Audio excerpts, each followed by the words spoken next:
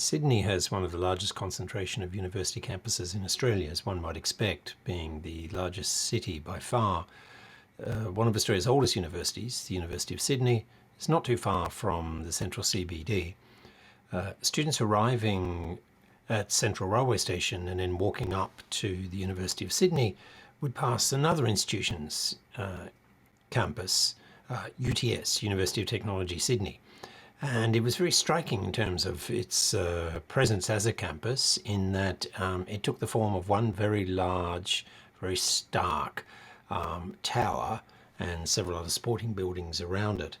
And the tower was built in a very modernist style, very much a brutalist style, which had many detractors over the years. It's recently become somewhat iconic with the passage of time, that people look back and actually can appreciate more some of the particular brutalist architecture.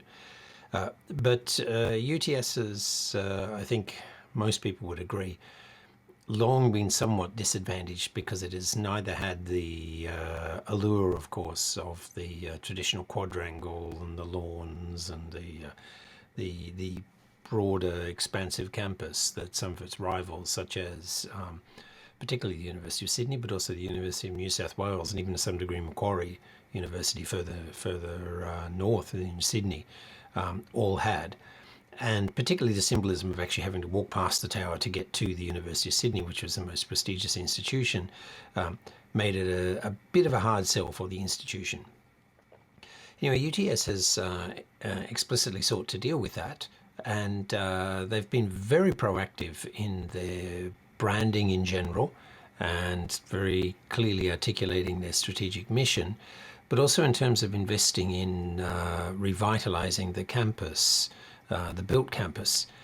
They've done a lot to improve their branding position, and it's an interesting way to think about how the campus can be indelibly tied to projecting a brand and brand narrative into your target markets. So here's the tower, the iconic tower, and also a very Australian thing with a pie brand in the foreground there.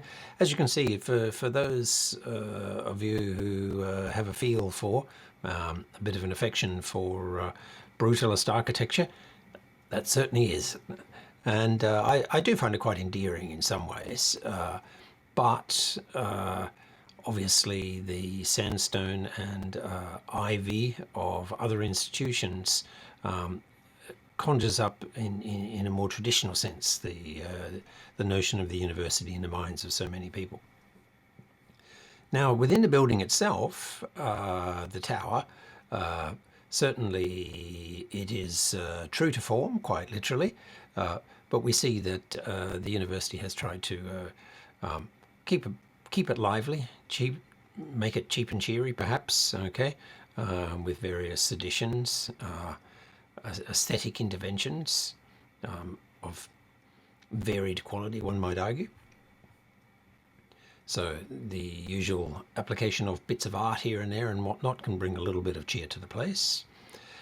We see right down the back here a declaration of intent by the institution in a big sign, and with some red and white tape there because it was partially a construction site to keep people away, a declaration by the university that they were working for a design that looks to the future here. They recognise the need to revitalise the campus experience through a new spatiality, and particularly to not just make the internal spatiality and the spatial experience of the campus more alluring, but to reorient the whole institution to literally the passing traffic, the passing trade, to the city at large, to better communicate a desirable, strong value proposition to potential students and external stakeholders.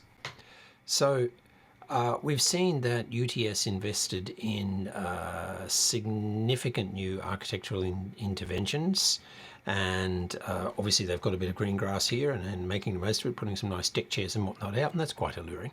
The building to the right there mirrors stylistically a building that's not shown here in this set of slides, which hosts the business school and which was funded by a very wealthy donor whose son graduated from the university. And it was designed by the controversial American architect Frank Gehry, and it has been said that it was inspired by a scrumpled up paper bag. Anyway, the facade of this building somewhat mirrors that. What is more interesting, though, is how the facades of the new buildings, the very substantial new structures that have been put in place by UTS and were commissioned officially, opened up and put to use in late 2019. Unfortunately, then, of course, the COVID pandemic has had a huge impact on the institution, particularly in the short term. It had to go very much online. Like institutions everywhere, but also they've been very, very much hit hard because of a very heavy dependence on international students. And although many of the students have continued in online mode, those of them who were stuck overseas and unable to re-enter the country, new student enrolments invariably were going to be hit hard by continuing border closures by Australia.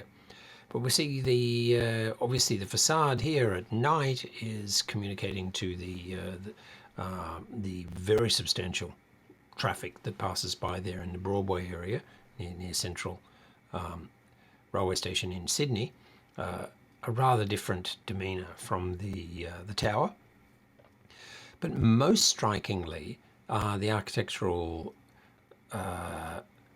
investments have, like so much other campus architecture in other sites, and which I've discussed in another video, really want to project a new transparency. They make fulsome use of glass. This has the dual advantage of letting the light into the institution itself, into the buildings itself, and we know that everywhere people seem to respond very well to more open buildings that are using more natural light. And at the same time, it actually reveals the happenings inside the institution to the passing crowd. So the institution and the students within the institution become a significant part of the brand story of the institution itself. That if you see a lot of lively, happy people apparently connecting, doing interesting things, then it helps boost the allure of the institution. And a critical thing when we think from a branding point of view, to a significant degree, what we're trying to do when we communicate to an audience is to encourage the target customer, for example, to imagine themselves as in a relationship with that particular product or service. Can you put yourself in the picture here? And this becomes very significant with universities, when it obviously is a more open place where one can feel quite comfortably that you can walk in from off the street and fit right in.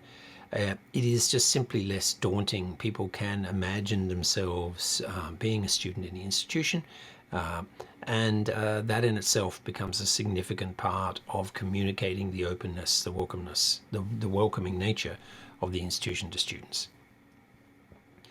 Another advantage of glass is at night, when you've got the lights on, it actually helps to communicate quite effectively too. And particularly the modern Australian University, with a lot of classes held in evenings with part-time students, graduate students and whatnot, it will continue to project a strong sense of liveliness. It doesn't quite look so here. That's because actually particularly the image on the left here, the building was lit up, but actually it wasn't fully commissioned. It wasn't fully in use when I took these pictures. So we can see there's been a very strong desire to create elegant and evocative spaces. Also, one of the very striking things that UTS has done is to make for some very lively, engaging student learning spaces, as we see here. And here as well, they have these very interesting little drop-in learning centres and study centres with people who, obviously they were closed because this was after hours, but these interesting little assignment help pods where people can come in and seek help with core things like writing skills and whatnot. Now, UTS has had the primary strategic branding challenge with its campus and the negative association with the tower, but it's not the only one in Sydney that's been proactive in projecting itself and boosting its competitive standing. Western Sydney University, previously known as the University of Western Sydney, UWS, okay, but now Western Sydney University, is, as the name suggests, much more centred out in the west. Now, one of the challenges for Western Sydney University was that it's had multiple campuses, and so although there are many students in the west who will go to the institution there, they'll only experience part of the institution. We've seen an interesting development in Sydney with the area of Parramatta emerging as a very substantial additional hub, like a mini additional CBD to the city at large, because the city as a whole, of course, is very much grown out to the west. And Western Sydney University has been very proactive in investing in building its physical presence in Parramatta. And we see this with this very substantial building. And so the architecture itself, the facade itself, literally becomes a billboard to project the presence of the university into the community as a whole. And of course, very substantial interior design initiatives to make it a very welcoming and physically evocative space, as we see here.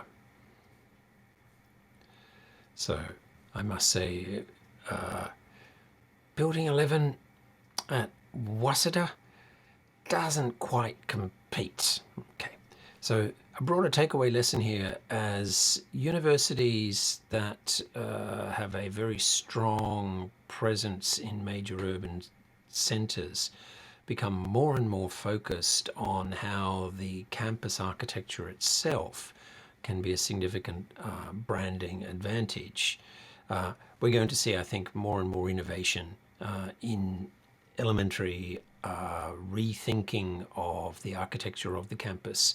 And this can go very much in tandem with the post-COVID reflections upon the very meaning of the spatiality of a campus in a virtual age.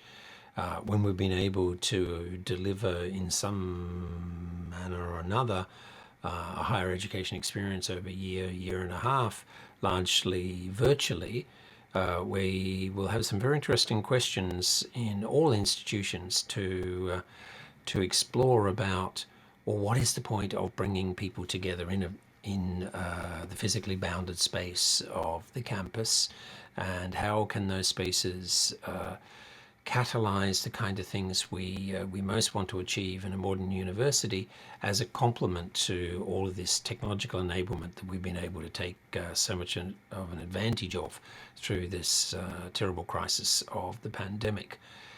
Certainly recent innovations in campus design, as we see here in UTS and Western Sydney University, bode very well for how spaces can be deeply engaging, welcoming, give people effectively an impetus to come to the campus rather than just to experience the content online on demand, for instance.